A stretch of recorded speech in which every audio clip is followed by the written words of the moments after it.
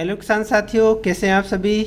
आज मैं आपको पूरी जानकारी देने वाला हूं रेड स्पाइडर माइट या लाल मकड़ी जिसको हम कहते हैं उसके बारे में, क्योंकि अभी गर्मी का मौसम आ गया है और रेड स्पाइडर माइट के पूरा जीवन चक्र हम देखेंगे और उसको बहुत ही सस्ते में ऐसे कौन से प्रयोग करके हम उसको बहुत ही सस्ते में कंट्रोल कर सकते हैं वो भी मैं बताऊंगा। पूरी की पूरी आपको तकनीकी लेटेस्ट जितने भी माइटीसाइड है वो भी लिस्ट मैं आपके साथ में इसमें शेयर करने वाला हूं और आप खुद अपने खेत में कौन से टैंक मिक्स करके भी माइटीसाइड स्प्रे कर सकते हैं वो भी मैं आपको इसमें दिखाने वाला हूं। तो अंत तक जुड़े रहिएगा मेरे साथ में इस वीडियो में और इसको ज़्यादा से ज़्यादा शेयर कीजिएगा।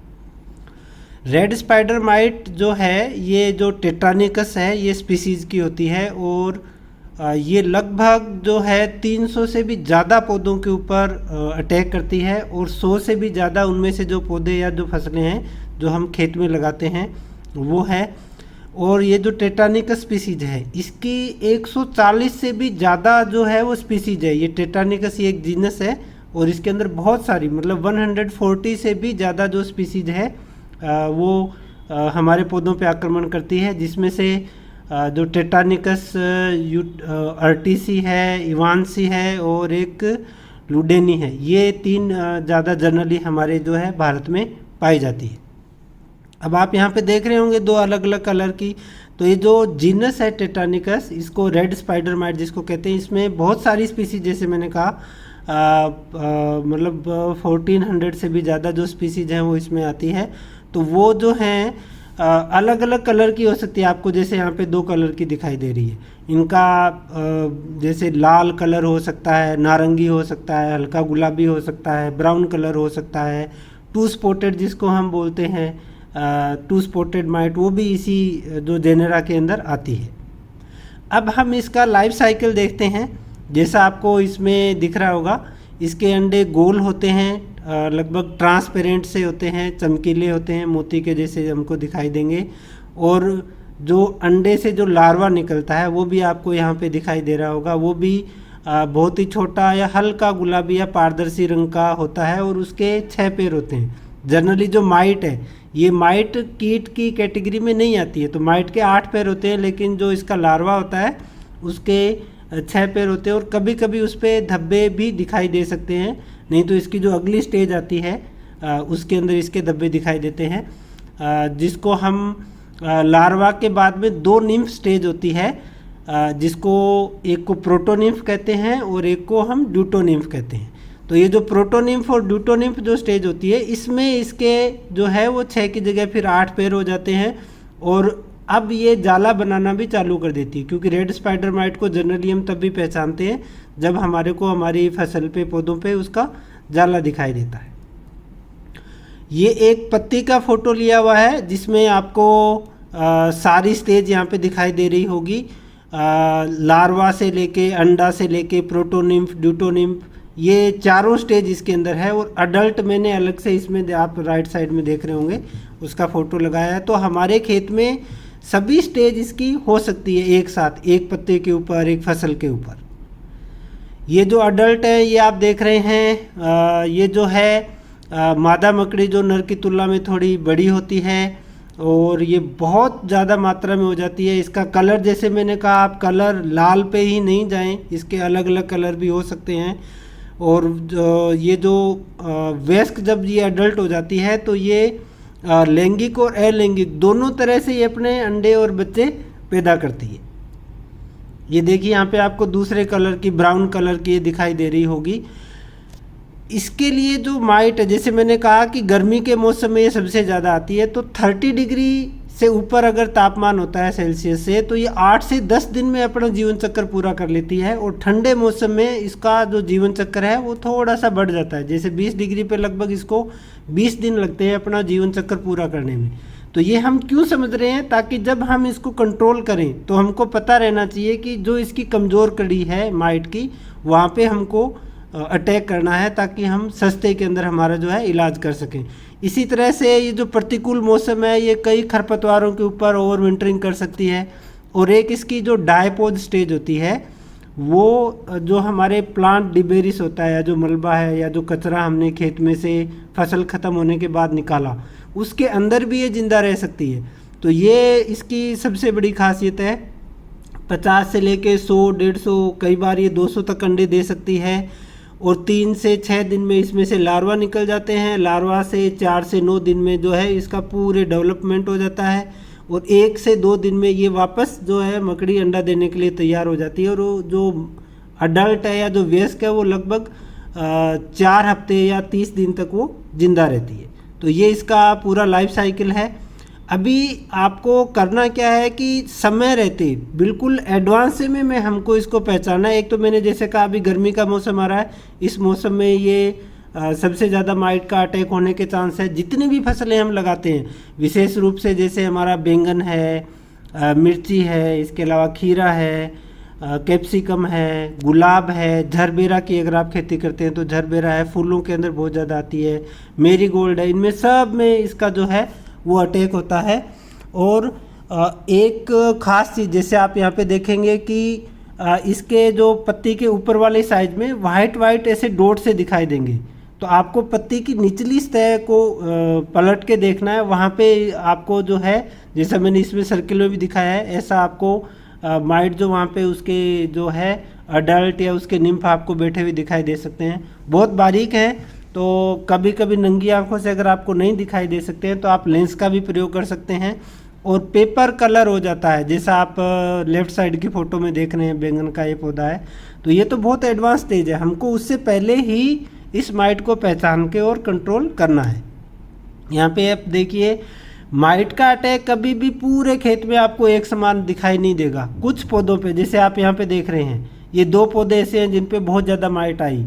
राइट साइड के जो आपको स्लाइड का जो फोटो दिख रहा है, इसमें आप देख रहे हैं एक पौधे पे बहुत ज़्यादा माइट आई हुई है, पूरी ऊपर से नीचे तक। ये हर पत्ते पे, इसमें ऐसा भी नहीं है कि ये कोमल पत्तों पे आती है, सब पूरे पत्ते के ऊपर, पूरे पौधे के ऊपर इसका अटैक हो सकता है। तो आपका जो रेगुलर जो नियमित चेकिंग है वो बहुत ज़रूरी है। इसी तरह से खेत के चारों ओर के जो प्लांट्स हैं, जो हमारी बाउंड्री साइड के पौधे हैं, वो हमको ज़रूर देखना है। पोली हाउस, नेट हाउस के जो हमारे किसान भाई हैं, वो हॉकी एरिया या एंट्री गेट के पास की जो लाइनें हैं या जो पौधे हैं, उनकी जो नियमित चेकिंग जो है वो बहुत ज़रूरी है। और ख़ास करके इस गर्मी के मौसम में ये आप देखिए, ये बड़ी एडवांस स्टेज, जैसे मैंने कहा, ये इसमें का फिर आपको जाला दिखाई देगा और खूब सारी आपको जो है वो मकड़ी भी उसके अंदर आपको ये जो रेड कलर की या ब्राउन कलर की दिखाई दे सकती है। अब हम इसके कंट्रोल की बात करते हैं, तो मैं हमेशा कहता हूं कि IPM हमको अपनाना चाहिए, यानी इंटीग्रेटेड पेस्ट मैनेजमेंट। जितने भी हमारे पास में साधन हैं वो सब हमको अपनाने हैं, कल्चरल, बायोलॉजिकल, मैकेनिकल, और लास्ट में हमको केमिकल पे आना है। तो कल्चरल पे हम सोइल सोलराइजेशन कर सकते हैं, डीप समर प्लोइंग कर सकते हैं, और फील्ड सैनिटेशन सबसे ज़रूरी है, क्योंकि जैसे मैंने कहा ये प्लांट डिबेरिस में प्रतिकूल परिस्थितियों में छुप के रह सकती है, तो ये हमको ज़रूर करना है। बायोलॉजिकल में नीम ऑयल या करंज ऑयल में आपको आगे लिस्ट दिखाऊंगा पूरी, वो हम स्प्रे कर सकते हैं। और इसके अलावा एक फंगस भी है जिसको हिर्सुटेला थम्पसोनी कहते हैं, वो भी अवेलेबल है, वो हम कर सकते हैं। इन्फेक्टेड, क्योंकि जैसे ये कुछ पौधों पे बहुत ज़्यादा आ जाती है, तो आप उनको उखाड़ के कोई पॉलीथीन में डाल के और खेत से दूर ले जाके उनको नष्ट भी कर सकते हैं। और केमिकल की भी मैं आपको रिसेंट में पूरे नए एकदम जो टेक्निकल इंडिया में लॉन्च हुए हैं वो भी आपको मैं लिस्ट दिखाने वाला हूँ। और इसी के साथ ही साथ जो मैंने आपको सबसे सस्ता जो इलाज बताया था, सबसे सस्ता इलाज क्या है, इसकी हमको कंडीशन समझनी है। एक तो क्या है कि ये जो धूल भरी आंधियाँ आती है, जब हमारे पौधों पे मिट्टी ज़्यादा होती है, उस समय पे इसका अटैक ज़्यादा होता है। दूसरा, हमारी फसल में अगर पानी की कमी हो, अगर सब्जियों में, पेड़ पौधों में पानी की कमी है, ऐसे में क्योंकि ड्राई, सूखे और गर्म मौसम में तो ये बहुत ज़्यादा फैलती है, तो हमको ये दोनों परिस्थितियों से बचना है। अब हम करना क्या है कि हम खाली पानी का स्प्रे कर सकते हैं, और आप पौधे के ऊपर, नीचे, पत्ती के दोनों साइड में बड़े अच्छे से अगर आप खाली पानी का भी पावर स्प्रेयर से, ट्रैक्टर स्प्रेयर से स्प्रे करते हैं, तो उससे भी ये जो है मकड़ी का कंट्रोल हो जाता है। जैसे मैंने कहा कि, और दूसरा, इसका जो स्प्रे आप खाली पानी का जो स्प्रे करें, ये आप शाम के समय अगर करते हैं, क्योंकि रात को नमी ज़्यादा देर बनी रहेगी, जितनी ह्यूमिडिटी ज़्यादा देर बनी रहेगी उतना ही आपको मकड़ी का जो कंट्रोल है वो अच्छा मिलेगा। तो आप ये खाली पानी का स्प्रे कर सकते हैं। अगर आपके अटैक ज़्यादा है तो आप उसका जो पानी है उस पानी के साथ में आप जैसे नीम ऑयल या करंज ऑयल या जो कीटनाशक साबुन आती है वो भी उसके साथ में मिला सकते हैं। ग्रीन हाउस के जो पॉलीहाउस नेट हाउस के फार्मर हैं वो क्या कर सकते हैं, नमी हमको ज़्यादा से ज़्यादा बना के रखनी है तो आप हॉकी एरिया में पानी का छिड़काव कर सकते हैं। फोगर्स हमारे लगे हुए हैं तो फोगर्स को हम 1 मिनट से ज़्यादा नहीं चलाना है, ये खास विशेष रूप से ध्यान रखें जितने भी प्रोटेक्टेड कल्टीवेशन के जो ग्रोवर हैं। होता क्या है जनरली मैंने देखा है वो 5-5 मिनट 10-10 मिनट हम चलाते हैं तो उससे क्या होता है कि एकदम उमस पैदा हो जाती है। तो हमको उमस नहीं बनानी है, अंदर ह्यूमिडिटी बनानी है। तो आप फ्रीक्वेंटली उसके अंदर आधे से 1 मिनट के लिए अगर दिन में फोगर चलाते हैं या शाम के समय फोगर चलाते हैं तो हमारी जो ह्यूमिडिटी है वो बनी रहेगी और आपका जो ये ऑटोमेटिकली जो माइट है, रेड माइट है, ये कंट्रोल हो जाएगी। इसके अलावा हमारे खेतों के अंदर फसल के बीच में या कभी कभी जो हमारी बाड़ है किनारों पे या पोली हाउस नेट हाउस के बाहर अंदर बहुत सारे खरपतवार आप यहाँ पे देख रहे हैं, फुल ऑफ माइट है, ये सब के सब भरे हुए हैं इससे रेड माइट से। तो ऐसे में इन सभी खरपतवारों को हमको हटाना है। अब जैविक नियंत्रण में अगर मैं और बात करता हूँ तो 2 हमारे पास में ऑयल बहुत अच्छे हैं। एक नीम ऑयल या नीम सीड कर्नल एक्सट्रैक्ट जिसको NSK ही कहते हैं, जिस पे अपना वीडियो भी बना हुआ है, आप अपनी चैनल पे वीडियो पे जाके वो वीडियो भी देख सकते हैं। और करंज ऑयल जो कि ग्रीन पाथ के नाम से आता है कोपर्ट कंपनी का, इनका कॉम्बिनेशन में या एलोन या दूसरे माइटिसाइड के साथ में हम स्प्रे कर सकते हैं। एक माइटिसाइड जो आपने यूज़ किया है उसको 30 दिन से पहले रिपीट नहीं करना है, ये भी हमको ध्यान रखना है। इसके अलावा मैंने आपको जैविक नियंत्रण में जैसे बताया था एक हिरसुटेला थॉम्सोनी ये जो है फंगस है, ये बहुत ही कारगर कंट्रोल है विशेष रूप से रेड माइट और वाइट फ्लाई के ऊपर, तो आप इसका इस्तेमाल कर सकते हैं। जैविक जब कोई भी आप प्रोडक्ट यूज़ करें, चाहे ये हो चाहे कोई और प्रोडक्ट यूज़ करें, तो ये ध्यान में रखना है हमको कि जो हमारा प्रोडक्ट है उसको आप स्टोर करना है लो टेम्परेचर पे, क्योंकि हाई टेम्परेचर पे ये ख़त्म हो सकते हैं। ठंडे या शाम के मौसम में इसका स्प्रे करना है। हवा में नमी अगर 60% से ज़्यादा है और 18 to 30 डिग्री सेल्सियस अगर हमारा तापमान है तो आपको इसके रिज़ल्ट बहुत अच्छे मिलेंगे। इसी के अलावा जैसे कुछ प्रोडक्ट है जो आपस में मिल नहीं सकते हैं, सभी तरह के जो केमिकल जो फफूंदी नाशक है या सिंथेटिक जो पायरेथ्रोइड्स जो आते हैं उनके साथ में इसको मिक्स नहीं करना है, ये हमको ध्यान में रखना है। और ख़ास करके जब अगर हम ये करें तो कोई भी फंजीसाइड का स्प्रे हमको नहीं करना है, ये भी एक हमको ध्यान में रखना है। तो ये भी बहुत अच्छा इसका रिजल्ट है। जैविक जो हमारे किसान भाई हैं वो इसको यूज़ कर सकते हैं। अब कई बार हमसे बहुत सारे फार्मर ये पूछते हैं कि मिलेगा कहाँ पे, तो मैं कहूँगा कि सबसे पहले आप जो आपके वहाँ पे गवर्नमेंट का जो KVK है या ARS है या ICR के बहुत सारे अच्छे अच्छे इंस्टीट्यूट हैं, वहाँ पे आपको ये मिल सकता है, वहाँ से आप जानकारी ले सकते हैं। राजस्थान के अंदर इसी तरह का एक बहुत अच्छा जो राष्ट्रीय बीजीय मसाला अनुसंधान केंद्र है अजमेर के अंदर तबीजी में, वो लगभग 12 तरह के प्रोडक्ट बना रहे हैं जैसा आप यहाँ पे देख रहे हैं।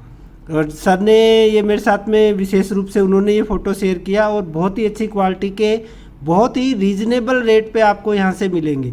तो मैं ये कहूँगा कि वहाँ से आप जितने भी बायो प्रोडक्ट हैं वो ले सकते हैं। आप किसी दूसरे स्टेट में तो हो सकता है वहाँ पे भी इस तरह से वहाँ पे जैव नियंत्रण प्रयोगशाला हो, वहाँ से आप ये ले सकते हैं। अब हम आते हैं लास्ट में केमिकल्स के अंदर हमारे पास में क्या क्या ऑप्शन है। तो मैं कहूँगा कि बहुत सारे ऑप्शन हैं। यहाँ पे आप देख रहे हैं सीरियल नंबर 1 to 8, ये मैंने उसी सीरीज में लिखे हैं जिनमें आपको यूज़ करना है। और जो इसमें 8 नंबर पे है जो एबामेक्टिन या जो एबासिन आता है क्रिस्टल कंपनी का, ये बहुत अच्छा प्रोडक्ट है। ये आपका जो है लीफ माइनर के अगर किसी किसान भाई के ज़्यादा समस्या आ रही है कोई फसल में, तो ये लीफ माइनर को भी बहुत अच्छे से कंट्रोल करता है, वो हम यूज़ कर सकते हैं। तो इनका और इनके साथ सबके साथ जो नंबर 1 है वो नंबर 2 से लेके नंबर 8 में किसी में भी आप मिक्स कर सकते हैं। तो ये भी हमारे पास में एक ऑप्शन है। और इसमें जो मेडन है ये बड़ा अच्छा प्रोडक्ट है, एक बायोस्टेड का जो आता है, ये एक IGR भी है यानी इंसेक्ट ग्रोथ रेगुलेटर है। तो इसको भी हम दूसरे जो है, मैं आपको आगे पूरी लिस्ट दिखाऊंगा, उनके साथ हम इसको मिक्स करके कर सकते हैं। इसके अलावा और कौन से ऑप्शन है, जैसे ये 16 केमिकल्स की पूरी यहाँ पे लिस्ट है। कुछ इसमें कॉम्बिनेशन में भी है, जैसे 12 नंबर पे जो है ये अभी रिसेंटली जो है सिंजेंटा ने लॉन्च किया है, ये बहुत अच्छा प्रोडक्ट है। तो ये लेपिडोप्टेरा पे भी काम करता है, तो आप इसको भी यूज कर सकते हैं। इसके अलावा जो हमारा 9 नंबर पे जो प्रोडक्ट है सेडना के नाम से या एक्यो के नाम से आता है, ये भी बहुत अच्छा है, नीम फॉर एडल्ट दोनों पे काम करता है, तो हम उसका भी स्प्रे कर सकते हैं।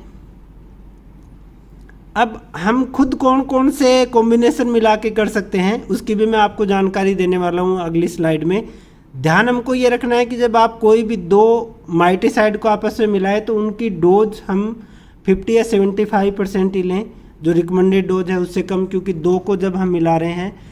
नीम या करंज ऑयल के साथ में हमको स्टिकर का प्रयोग जरूर करना है। बोतल, नीम ऑयल और करंज ऑयल की जब भी आप बोतल खरीदे उसको हिला के फिर आपको काम में लेना है, बारीक फुहारे से स्प्रे करना है, ये हमको ध्यान में रखना है। और क्योंकि माइट ज़्यादातर निचली साइड में होती है, और ये जो आपको जितनी भी अभी लिस्ट दिखाई थी मैंने, जनरली ये सारे के सारे कॉन्टैक्ट माइटिसाइड है, चाहे वो केमिकल है तो कॉन्टैक्ट है। इसलिए अगर आप कोशिश करें कि पत्ती की अगर निचली साइड में दवाई जाती है तो आपको फास्ट जो है वो रिजल्ट मिलने में आसानी होगी। और एक ही दवाई का, जैसे मैंने कहा आपके पास में बहुत सारे ऑप्शन मैंने दिए हैं, तो एक ही दवाई का बार बार स्प्रे नहीं करें, नहीं तो रेजिस्टेंस डेवलप होने के चांस होते हैं।